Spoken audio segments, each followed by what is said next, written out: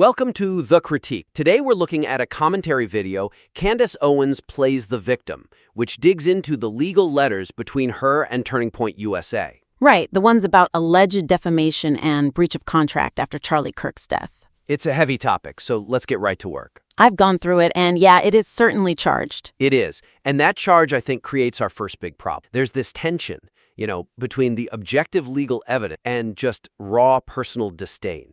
Okay, so that brings us to the tone. Exactly. The heavy reliance on ad hominem attacks and inflammatory language, it really undermines the weight of the legal documents. That's a strong place to start. I mean, the core of this piece is a reading of a cease and desist letter. Right. Which is supposed to be dry, factual, serious stuff, but the narrator keeps breaking in with these very colorful labels. Oh, I made a list. Narcissistic, psychopathic dingbat. Yep, I caught that one. Candy Bloody Owens, Georgie Boy Farmer. And even calling the audience nut jobs. Yeah, so the weakness there is pretty clear, isn't it? I think so. You shift from a legal breakdown to what just sounds like a personal grudge. And you risk losing any listeners who are on the fence or, just trying to understand the facts.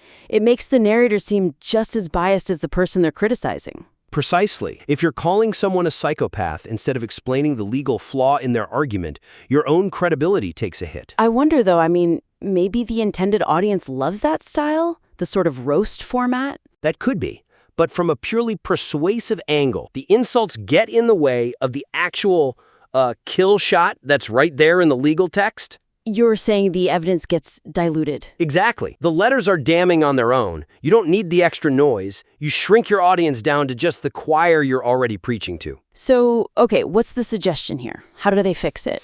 The path forward is to adopt a more restrained, analytical tone. Let the documents be the indictment. Show, don't tell. Yes. Trust the audience to see how unreasonable the behavior is from the facts themselves. You don't have to scream it at them. That makes a lot of sense. So if the behavior really is that bad, the actions described in the letter will prove it without needing the label. Right. Can we walk through a concrete example of that? Let's do it. Think about the part where the narrator asks, what is that dingbat even doing? Okay, yeah. The context is that she's acting against her own financial interests. So instead of the name call, you just contrast her actions with the text from the December 2nd letter. The part about her contractual obligation? Yes, the part that says she has an ongoing contractual obligation not to make any disparaging, false, misleading comments. You just put those two things side by side, the action and the contract she signed. The irony does all the work. It's much cleaner. Her breach of contract is what makes her look foolish, not the word dingbat.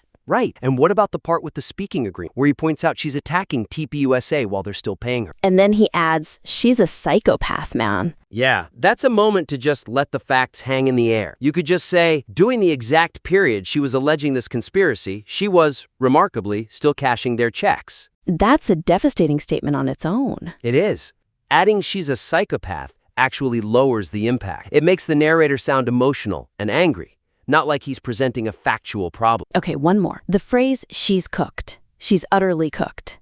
It feels a bit like internet slang. It is, and I get what they're going for, trying to build drama, but you can strengthen it by replacing she's cooked with the actual legal consequences from the letter. So use their own words against her. Exactly. Talk about the substantial and continuing injury. Mention the calculation of the full extent to date of the still occurring damage. And explain what that means. Explain that damages here could mean millions of dollars in liability. That's way more compelling than just saying she's cooked. It really is. It turns it from online drama into a high-stakes legal thriller. That's the goal, which actually leads nicely into our second critique. This one's about the architecture of the narrative structure. Oh yeah, the timeline? I really struggled with this. The core argument is this. The non-linear presentation of events and legal notices obscures the timeline, which is absolutely crucial for the whole breach of contract argument. It felt like we were jumping around in a time machine. You have December 2nd, December 4th, December 15th, then a reference to Charlie Kirk's death, then something that happened yesterday. It was hard to follow. It's a scramble, and the weakness is that without a clear chronological anchor, the legal jeopardy gets lost. Right. For the argument to land, the listener has to know exactly when she was under an NDA, when the contract ended, and when the alleged defamation happened. The order of operation, everything. So the suggestion is simple then, right? Just restructure it chronologically. Basically, yes. Build a logical case. Start with the obligation, then show the specific violation, and then introduce the current fault. It creates an actual narrative. Okay, so let's walk through that flow. Where would you start? You start with the baseline, the foundation. We know there was a speaking agreement and an end. We know she was getting paid until December 2nd. So you establish the legal trap first. Yes. State it clearly. Up until December 2nd, Candace was an employee under contract. That sets the stage. And then what? Then you introduce the violations cited in the letters from December 4th and 15th, the refusal to retract the statements about the assassination, the human trafficking stuff. Because you've already established the contract. The violation becomes obvious. It's cause and effect. Exact. And then, at the end, you bring in her recent reaction. The Uber driver story and the spyware allegations. Right. If you present those at the end,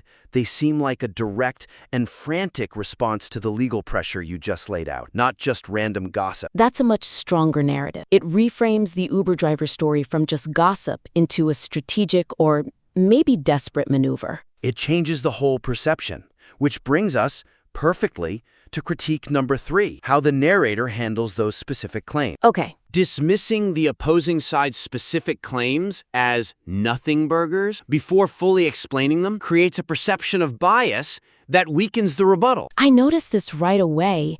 He introduces her bombshells and immediately mocks them as pathetic or gossip. Yeah. And I found myself thinking, wait, what?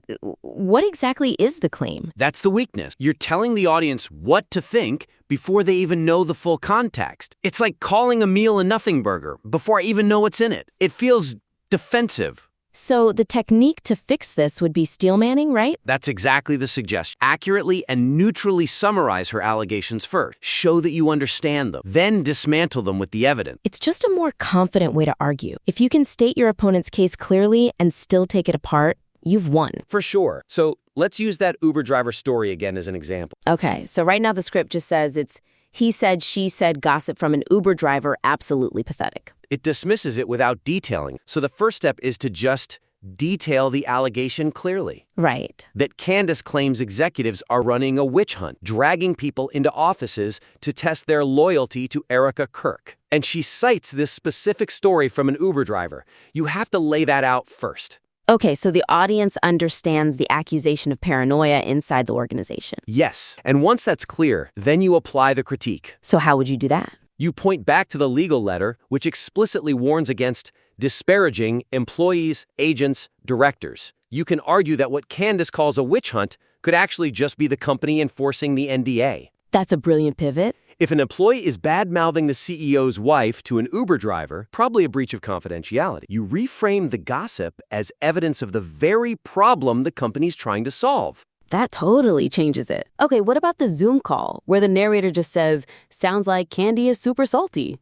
Again, it's weak. Address the evidence. Erica Kirk invited employees to take time off to grieve. So you need to explain why that fails to support Candace's theory. Because offering bereavement leave is just standard HR. It's standard HR, not evidence of a murder cover-up. By explaining the logic, you prove your point. You don't have to just call her salty. It shifts the argument from she's crazy to her evidence doesn't support her conclusion. Which is a much more robust rebuttal. Absolutely. Which takes us to our final critique. This is about the so what factor. The big picture.